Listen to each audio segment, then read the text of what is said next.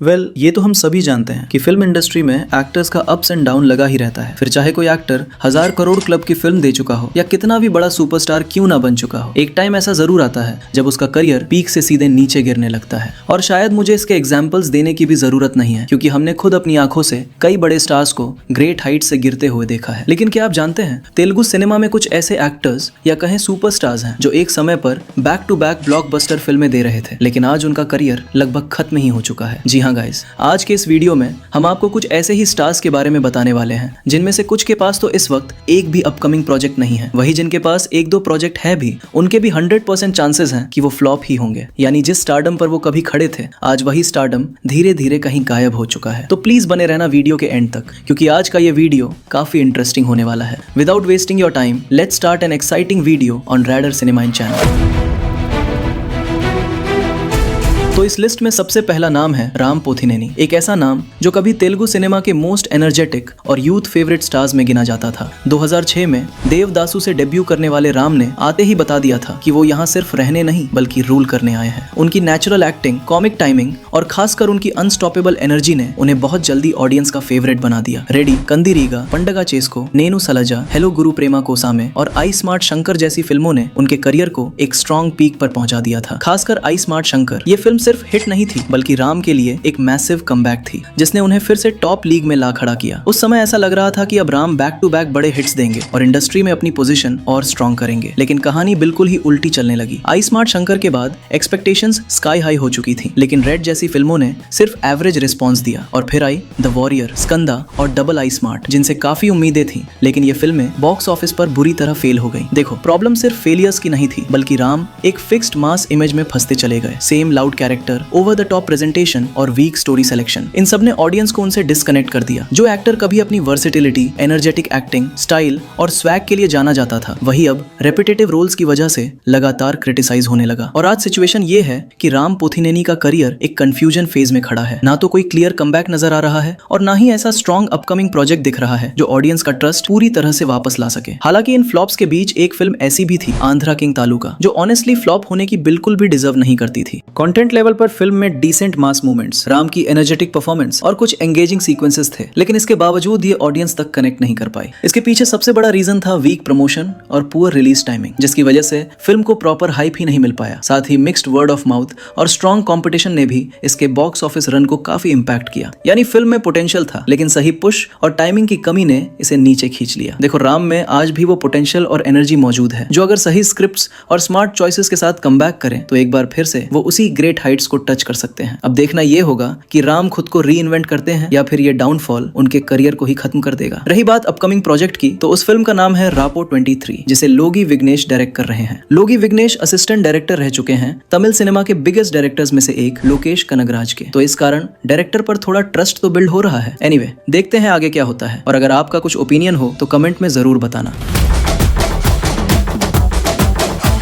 अब बात करते हैं मास महाराजा रवि तेजा की। देखो, रवि तेजा एक ऐसे स्टार हैं जिन्होंने बिना किसी फिल्मी बैकग्राउंड के अपनी अलग पहचान बनाई और अपनी एनर्जी, कॉमिक टाइमिंग और यूनिक डायलॉग डिलीवरी से ऑडियंस के दिलों पर राज किया। छोटे छोटे रोल से शुरुआत करने वाले रवि तेजा ने इडियट, भद्रा, विक्रमार्कुडु, किक, दुबई सीनू और राजा द ग्रेट जैसी फिल्मों के साथ खुद को एक बैंकेबल मास एंटरटेनर स्टार के रूप में एस्टैब्लिश कर लिया था। एक समय ऐसा था जब उनकी ऑलमोस्ट हर फिल्म बॉक्स ऑफिस पर सॉलिड परफॉर्मेंस दे रही थी और उनका नाम ही फिल्म को ओपनिंग दिलाने के लिए काफी होता था। उनकी फिल्मों में वो टिपिकल मास प्लस कॉमेडी का ब्लेंड होता था, जो सिंगल स्क्रीन ऑडियंस से लेकर यूथ तक सबको पसंद आता था। लेकिन वक्त के साथ इनका भी डाउनफॉल शुरू होने लगा। लगातार सेम टाइप के रोल्स, रिपीटेटिव स्टोरी लाइंस और वीक स्क्रिप्ट्स ने उनके करियर को धीरे धीरे नीचे खींचना शुरू कर दिया। Khiladi, Ramarao on duty, tiger Nageswara Rao, eagle और मास जात्रा जैसी फिल्मों से काफी उम्मीदें थी, लेकिन ये एक्सपेक्टेशंस पर खरी नहीं उतर पाई। प्रॉब्लम ये थी कि रवि तेजा अपनी कंफर्ट जोन से बाहर निकलने की बजाय उसी फॉर्मूला को बार बार रिपीट करते रहे, जो पहले काम करता था लेकिन अब ऑडियंस के लिए आउटडेटेड लगने लगा। स्ट्रॉन्ग कंटेंट की कमी और चेंजिंग ऑडियंस टेस्ट ने उनके स्टारडम को काफी इंपैक्ट किया। हालांकि बीच बीच में क्रैक जैसी फिल्म ने यह जरूर दिखाया कि अगर सही स्क्रिप्ट और डायरेक्शन मिले तो रवि तेजा आज भी बॉक्स ऑफिस पर धमाका कर सकते हैं, लेकिन कंसिस्टेंसी की कमी ने उनके करियर को अनस्टेबल बना दिया है। आज सिचुएशन ये है कि रवि तेजा के पास प्रोजेक्ट्स तो हैं, लेकिन वो पहले जैसा क्रेज और ट्रस्ट ऑडियंस के बीच नजर नहीं आता।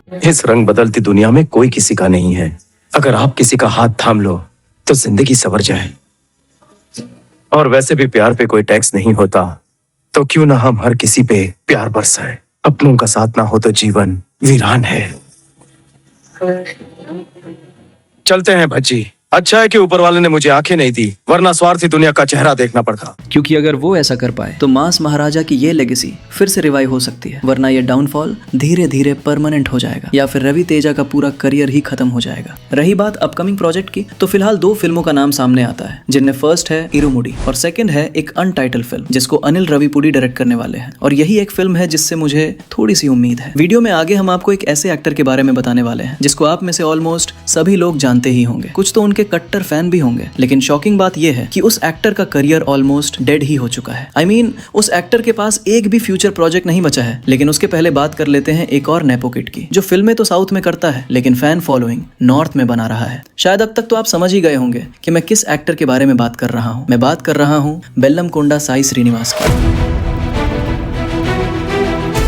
देखो, कभी कभी फिल्म इंडस्ट्री में एंट्री ही इतनी ग्रैंड होती है कि लगता है एक नया सुपरस्टार आ चुका है, लेकिन हर ग्रैंड शुरुआत लॉन्ग टर्म सक्सेस में कन्वर्ट हो जाए ये जरूरी नहीं होता। बेल्लमकोंडा साई श्रीनिवास का करियर भी कुछ ऐसा ही रहा है। 2014 में अल्लूडू सीनू जैसी बिग बजट फिल्म से डेब्यू करने वाले साई श्रीनिवास को शुरुआत से ही एक मास एक्शन हीरो के रूप में प्रेजेंट किया गया। बड़े डायरेक्टर्स, हाई बजट्स और ग्रैंड विजुअल्स, सब कुछ उनके फेवर में था। स्पीड उन्नोडु, जया जानकी नायक, साक्ष्यम और कवचम जैसी फिल्मों में उन्होंने लगातार बड़े स्केल पर काम किया, लेकिन प्रॉब्लम ये थी कि इतनी बड़ी प्रेजेंटेशन के बावजूद स्ट्रॉन्ग कंटेंट की कमी हमेशा महसूस हुई। ऑडियंस को विजुअल्स तो मिले, लेकिन स्टोरी और इमोशनल कनेक्शन मिसिंग रहा। हालांकि इस बीच तमिल फिल्म रथशासन का तेलुगु रीमेक राक्षसुडु करके एक हिट तो दे दी, लेकिन उसके बाद सीता, अल्लूडू अधूर्स, छत्रपति और भैरवम जैसी फ्लॉप्स की भी लाइन लगा दी। उसके बाद किष्किंधापुरी फिल्म, जो कि एक डिसेंट हिट साबित हुई। बेल्लमकोंडा की फिल्म्स अक्सर हैवी बजट और हाई एक्सपेक्टेशंस के साथ आती थी, लेकिन बॉक्स ऑफिस पर वो इम्पैक्ट क्रिएट नहीं कर पाती थी। यानी इन्वेस्टमेंट बड़ा था लेकिन रिटर्न उतना स्ट्रॉन्ग नहीं था। YouTube पर 500, 600, यहाँ तक कि 900 मिलियन व्यूज देखकर उन्होंने सोचा चलो बॉलीवुड में ट्राई करते हैं। नॉर्थ ऑडियंस के बीच तगड़ी फैन फॉलोइंग की वजह से यहाँ पर भी छत्रपति रीमेक के साथ उन्होंने पैन इंडिया लेवल पर पहचान बनाने की कोशिश की, लेकिन ये मूव भी बैकफायर कर गया। फिल्म ना सिर्फ क्रिटिक्स से नेगेटिव रिस्पॉन्स लेकर आई, बल्कि ऑडियंस ने भी इसे पूरी तरह रिजेक्ट कर दिया। प्रॉब्लम साफ थी, wrong script selection, weak story telling और over dependence on commercial formula. Sai Srinivas को बार बार बड़े स्केल पर प्रेजेंट किया गया, लेकिन उनके अंदर के एक्टर को उतना एक्सप्लोर नहीं किया गया जिससे ऑडियंस उनसे कनेक्ट कर सके। हमारे लोगों की रक्षा के लिए हमारे लोगों को मारने का महाभारत हमारे ही बीच हो जाएगा, ऐसा कभी सोचा नहीं था।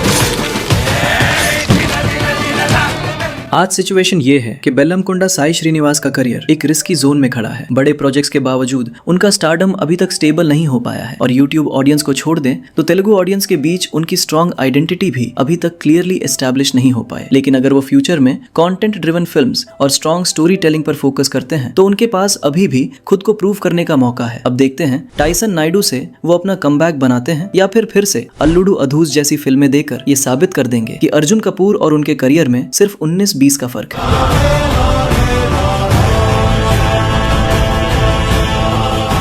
अब बात करते हैं एक और ऐसे स्टार की जिसकी फैन फॉलोइंग साउथ से ज्यादा नॉर्थ में है। वैसे तो उस एक्टर की फिल्में एक के बाद एक लाइन से फ्लॉप हो रही हैं, लेकिन फिर भी उस बंदे का एटीट्यूड ऐसा है मानो धुरंधर या बाहुबली लेवल की कोई 2000 करोड़ की फिल्म दे दी हो। और अगर इसी लाइन को दूसरी साइड से देखें तो कभी एक आउटसाइडर आता है और सिर्फ कुछ फिल्मों के दम पर पूरी इंडस्ट्री का ट्रेंड बदल देता है। विजय देवरकोंडा उसी रेयर कैटेगरी के एक्टर हैं जिन्होंने बहुत कम समय में यूथ आइकन से लेकर पैन इंडिया सेंसेशन तक का सफर तय किया। उनके करियर की टर्निंग पॉइंट फिल्म रही अर्जुन रेड्डी। ये सिर्फ एक फिल्म नहीं थी, ये एक रेवोल्यूशन था। विजय की रॉ एक्टिंग, बोल्ड एटीट्यूड और अनअपोलोजेटिक स्क्रीन प्रेजेंस ने उन्हें ओवरनाइट सुपरस्टार बना दिया। इसके बाद गीता गोविंदम और टैक्सी वाला जैसी ब्लॉकबस्टर फिल्मों ने ये प्रूव कर दिया कि वो सिर्फ इंटेंस रोल्स ही नहीं बल्कि कमर्शियल स्पेस में भी इक्वली स्ट्रॉन्ग है। एक समय ऐसा था जब विजय देवरकोंडा का नाम ही यूथ के बीच क्रेज क्रिएट करने के लिए काफी था। उनका एटीट्यूड, स्टाइल और राउडी इमेज उन्हें एक अलग लीग में ले जा चुका था। लेकिन नोटा, वर्ल्ड फेमस लवर जैसी फिल्मों ने एक्सपेक्टेड इम्पैक्ट क्रिएट नहीं किया। और फिर आई लाइगर, जो उनके करियर की सबसे बड़ी पैन इंडिया फिल्म मानी जा रही थी। ह्यूज हाइप, बिग स्केल और करण जौहर की बैकिंग के बावजूद ये फिल्म बॉक्स ऑफिस पर बैडली क्रैश हो गई। हालांकि डियर कॉमरेड और वर्ल्ड फेमस लवर जैसी फिल्में आज भी ऑडियंस के बीच एक बेहतरीन परफॉर्मेंस वाली फिल्मों में गिनी जाती हैं। प्रॉब्लम सिर्फ फेलियर की नहीं थी बल्कि रॉन्ग चॉइसेस और ओवर हाइप का प्रेशर भी साफ नजर आया। स्क्रिप्ट स्ट्रॉन्ग नहीं थी, एग्जीक्यूशन वीक था और ऑडियंस एक्सपेक्टेशंस के मुकाबले कंटेंट डिलीवर नहीं हो पाया। हालांकि खुशी जैसी फिल्म ने थोड़ी स्टेबिलिटी जरूर दी, लेकिन वो विजय के स्टारडम के हिसाब से स्ट्रॉन्ग कमबैक नहीं बन पाई। उसके बाद द फैमिली स्टार और मोस्ट अवेटेड फिल्म किंगडम भी बॉक्स ऑफिस पर फेल साबित हुई। आज सिचुएशन ये है